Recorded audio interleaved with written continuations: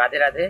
मैं डॉक्टर राकेश तिवारी, पशु चिकित्सा अधिकारी वृंदावन हूँ। ये हमारी एक राल गौशाला है जो कि 136 एकड़ में फैली हुई है, जिसमें 11,000 गौवंश हमने रखा हुआ है। ये जो गौशाला है यहाँ मथुरा जिले की नहीं, पूरे उत्तर प्रदेश में भी सबसे बड़ी गौशाला है जहाँ पे इतने गौवंशों को एक साथ रखा जाता है और उसकी सेवा शुश्रूषा की जाती है। ये जितने गौवंश हैं ये सारे ही निराश्रित गौवंश हैं, जिनको हमने जगह जगह से जो गौपालक हैं जो छोड़ देते हैं आपस में गाँव में जहाँ पे रहती हैं, उन सबको लेके हम लोग यहाँ पे आते हैं और यहाँ पे उनकी सेवा की जाती है।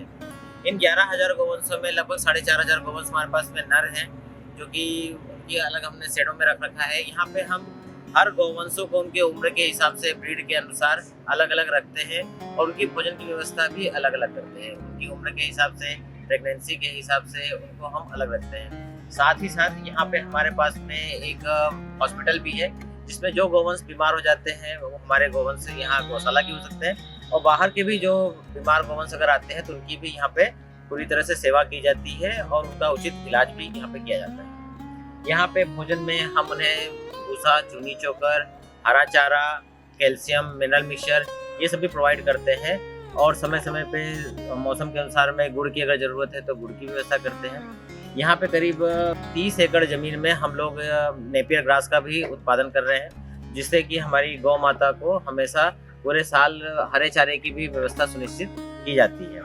साथ ही यहाँ पे कमल कुंड भी है, जिसमें हम लोग कमल की व्यवस्था करते हैं और गोबर का भी हमारे यहाँ पे समुचित उपयोग किया जाता है। गोबर के लिए हमारे पास में गोबर पेंट बनाए जाते हैं, गोबर की रॉड्स बनाई जाती हैं, जिसका यहाँ की जो भोजन भी बनता है, यहाँ की एक भोजनशाला है जिसमें करीब 350 से 400 लोगों का भोजन प्रतिदिन बनता है।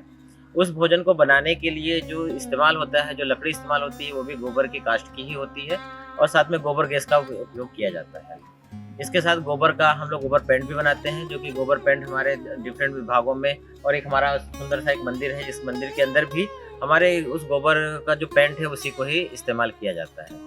इसके साथ में यहाँ पे आप अगर आते हैं, आप विजिट करते हैं, तो छोटे बच्चों के लिए भी यहाँ पे जगह जगह पे हम लोगों ने पार्क भी डेवलप कर रखा है, पार्क बना रखा है, तो बच्चों को बहुत अच्छा लगता है। यहाँ पे वो गौशालाएं कैसे चलती हैं, गौशालाओं को कैसे चलाया जाता है, गौवंश को कैसे रखना चाहिए, उसके बारे में भी हम उनको भी जानकारी देते हैं। यहाँ पे स्कूल के बच्चे भी आते हैं, विजिट करते हैं और बाहर से भी, क्योंकि दिल्ली के पास में होने के कारण बाहर से भी बहुत से लोग आते हैं जो कि इस गौशाला को विजिट करते हैं और ये हमारे ज़िले की एक शान भी है, जिसका हम लोग पूरा ख्याल रखते हैं। और यहाँ पे कम से कम 150 से 200 गौवंश हमारे यहाँ पे बराबर दूध देती हैं।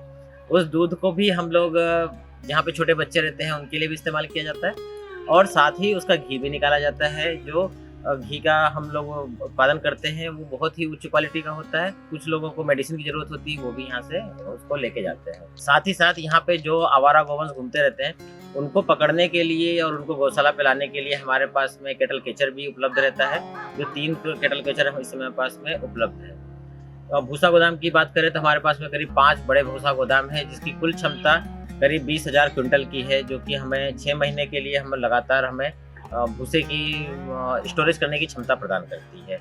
पानी के लिए भी हमारे पास में स्वच्छ पानी की व्यवस्था है, जहाँ पे हमको स्वच्छ पानी यहाँ पे दिया जाता है। जितने भी आप यहाँ पे सेट देख रहे हैं, यहाँ पे सेट के बाजू में ही हमारे जंगलवाड़े भी हैं, जहाँ पे दिन में हम उनको घूमने के लिए भी छोड़ते हैं और फिर शाम को जब भी चारा डलता है सफाई होने के बाद में, फिर गौवंश वापस से अपने शेड में आके अपना भोजन को लेती हैं। और जहाँ आप देख रहे हैं इस समय भी सारी बछियाँ बिल्कुल चारा अपना खा रही हैं और सब स्वस्थ हैं और खुश है।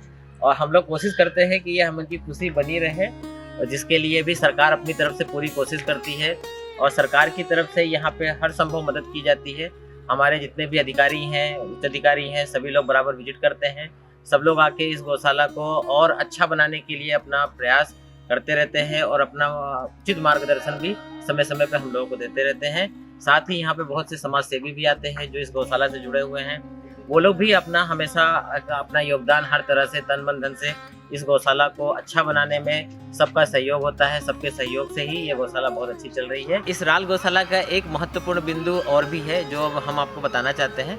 यहाँ पे करीब 350 परिवार भी रहता है, जो यहाँ पे जितनी भी गौ माताएं हैं उनकी सेवा में लगा हुआ है। उनके छोटे छोटे बच्चे भी हैं। इन बच्चों के लिए ही यहाँ पे श्री नारायण जी अग्रवाल और हमारे प्रशासन की तरफ से एक गुरुकुल की भी यहाँ पे शुरुआत की गई है, जिसमें करीब 100 बच्चे इस समय पढ़ते हैं और उनकी पढ़ाई का ध्यान नारायण जी अग्रवाल जी के द्वारा और प्रशासन के द्वारा रखा जा रहा है और उनकी शिक्षा दीक्षा की पूरी व्यवस्था यहाँ पे की जा रही है, जिसमें उनके पढ़ने के लिए किताबें हैं, उनकी स्कूल का ड्रेस है, बाकी जितनी भी सुविधाएं हैं वो भी उनके द्वारा यहाँ पे की जा रही है। बाहर से आए हुए बच्चे थे, अलग अलग जगहों से आए हुए बच्चे थे, जिनके अंदर कुछ संस्कार की भी कमी थी, लेकिन इस गुरुकुल के शुरू होने से वो सारे बच्चे संस्कारित हो रहे हैं। आज सारे बच्चे मंत्रों का उच्चारण करते हैं और अपनी पढ़ाई के साथ साथ यहाँ पे गीता पाठ और बाकी मंत्रों का भी जाप करते हैं और सब संस्कारवान बच्चे बन रहे हैं।